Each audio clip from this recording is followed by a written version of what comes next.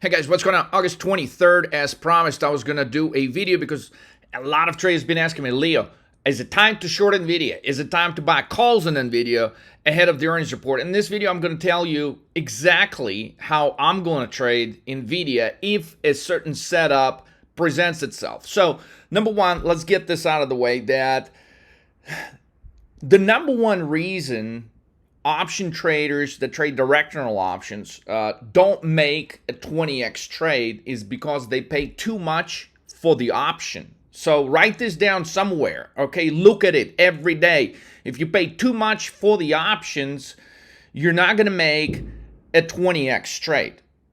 Now, if you pay too much for the options, in the event with NVIDIA, it doesn't matter which direction it goes, is if you got the direction correctly.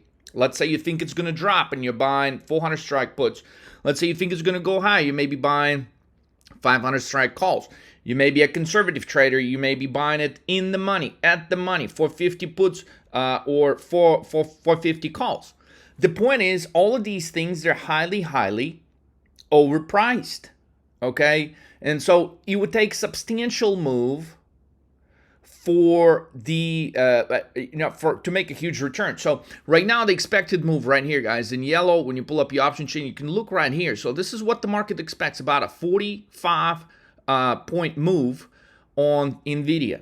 Now it's very important to look at the context, right? So for example, let's role play here. Right now it's at 465. And it's been ranging so far throughout the day between 452 and about 465. I think this is probably the high for the day. So yeah, so we dipped in the morning to 451.72, and then we're at 465 right now. At the moment I'm recording, it's about 10:44 a.m. And basically the importance of this trade before you jump into just a simple like, hey, let me buy calls or puts, it's important to look at the options. The options are highly overpriced. So it would take a huge move above what the market is expected, which again, on this particular situation, they're expecting a $45 move. So if it drops or goes high by $45, even if you got the direction right, you're not going to make any fucking money, because that's the move that the market already is perceiving to take place. So as long as what the market expects actually takes place, then you're not going to make any fucking money, okay? At most, you may be able to make a little bit, 50%, 100%, but this is not a recipe to put together a 20x trade. And by the end of this video, I will reveal to you exactly what it would take to potentially have a shot at a 20x trade and what conditions would need to take place. So pay very close attention. So again, none of these situations, buying ahead of this earnings report, in order for you to make money, the move would have to be more than $45 to the upside or the downside. So look at this chart one more time. So since last earnings report, when it basically went up 25% in one day, it struggled with a level of 400, finally broke it. If we look at the longer time chart before we're looking at this time frame, this is a 10-day chart. And so far, the 400 level's been pretty well protected. It tried to take it out twice in the last 10 days while the market's been going lower, and it held that level. So the first level is likely to protect in the event of the sell-off would be 420, 403. And why would we even be talking about a possibility of NVIDIA dropping when the whole world is so highly bullish on it? Well, very rarely in instances, and to make this illustration a little bit better, let's go 180 days on this thing. So very rarely, right? This is the last earnings report. This was 90 days ago. This 25% move in the stock. Very, very rarely. Like there's really like maybe 3% chance that it will repeat this kind of move to the upside. So clearly, after it voiced the potential of the AI market for NVIDIA, I mean, everybody was super excited about it. Since then, they've been basically buying the dips on this thing. And at this moment, the whole world just got crazy elevated expectations. If there's anything we teach you here at 13 Market Moves is you make money when expectations are highly elevated by betting against some of the most heavy populated stocks. When I mean heavy populated stock is like this thing is overpopulated because there's not a bank, a hedge fund that doesn't own these shares.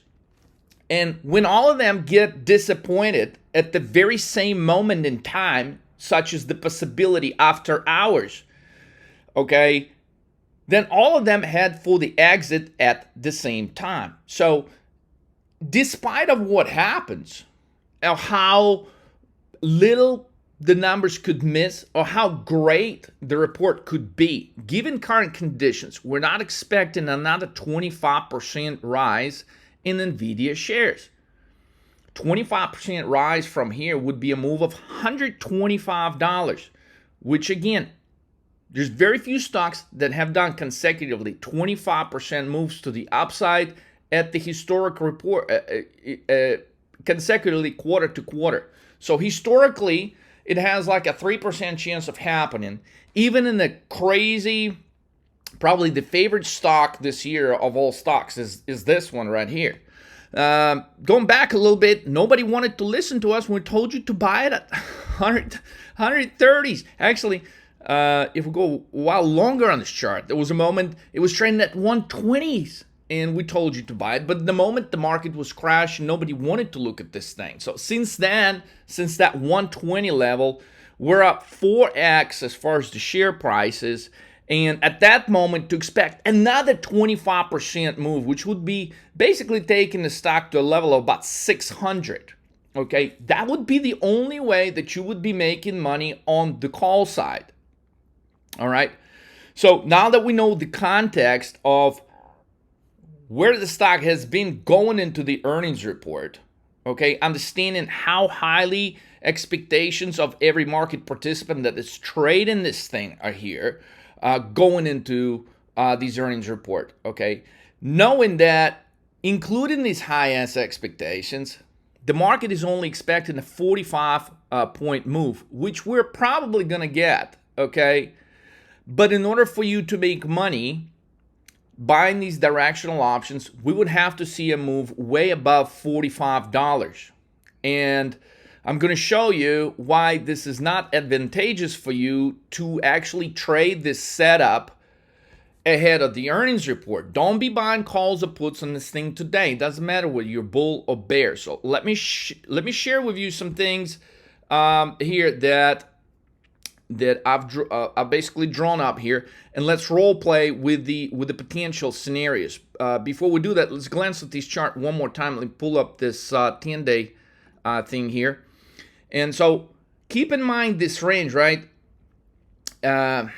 We'll take 457 as an equilibrium for the stock. 457 basically is an area where the stock is probably going to be trading for the rest of the day. Like, it can clearly pump like it's pumping right now. It could retrace back to 457, possibly even 455. So use the 457 as the center of your analysis ahead of the earnings report. So variation one to consider, okay, we have a higher probability, okay, of NVIDIA shares actually selling off after hours if by the end of the day they're going to push higher back to the 480 level.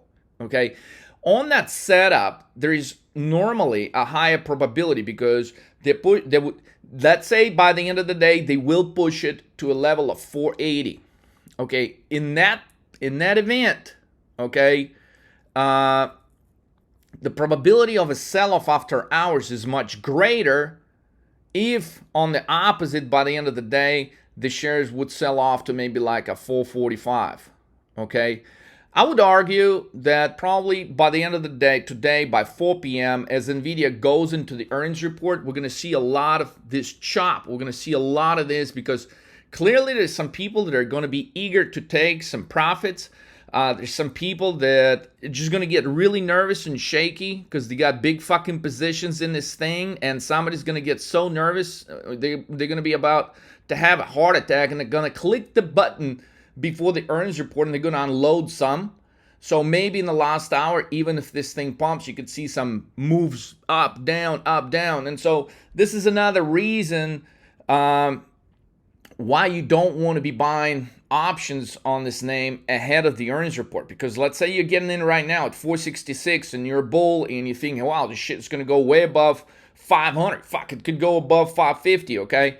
Which we're going to look at those scenarios in a sec. But basically, you could get in right now, and then at some point before 4 p.m., I mean, you have a pullback to 455. So immediately you're going to be losing money, and so at that point, a lot of traders be like, "Oh shit, I guess it's not pumping. Well, I'm going to cut my loss." Or maybe if you completely miss the point of the last few days, maybe even have a stop loss on like an option like this on weekly options, and so maybe your stop loss would kick in if this thing was to pull back 10, 20 bucks. So you are not going to be able to nail a perfect entry on this thing today. Okay? It's going to be very, very challenging to do. Like in order to even try to remotely get a good entry in this thing, guys, you would have to almost be a perfect shot of this thing to like 483 or maybe just 485 or 490. And that would give you a higher probability of a sell-off after hours. But then again, options are going to be overpriced no matter how you slash it. So you have to get a more than a 45-point move in this thing for you to be able to make any fucking money. Okay, so keep that in mind. So let's look at this situation a little closer and the variations of the things that could take place. Okay, so let's do this exercise to help you understand this trade a little bit better.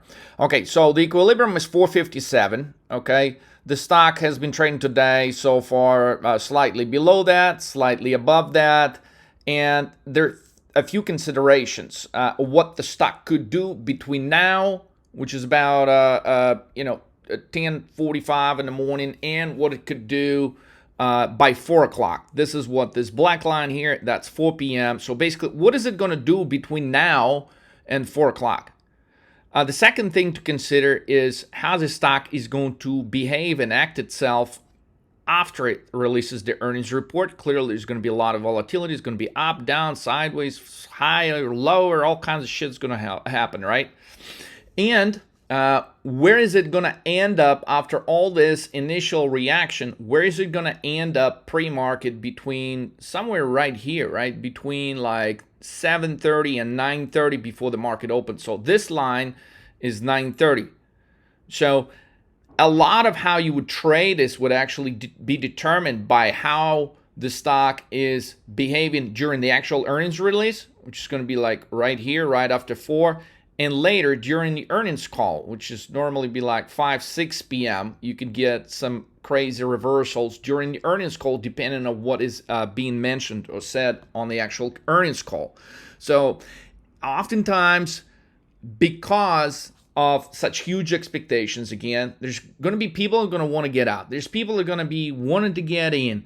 And everyone could be interpreting things that are said or the numbers that are being issued after hours in a different way. So for that reason, you can see like a lot of things up, down, sideways. But again, let's consider setup number one, where by the end of the day, instead of finishing at the equilibrium, it goes higher to this level, which I pointed, which would be under 500, but it would be like 480.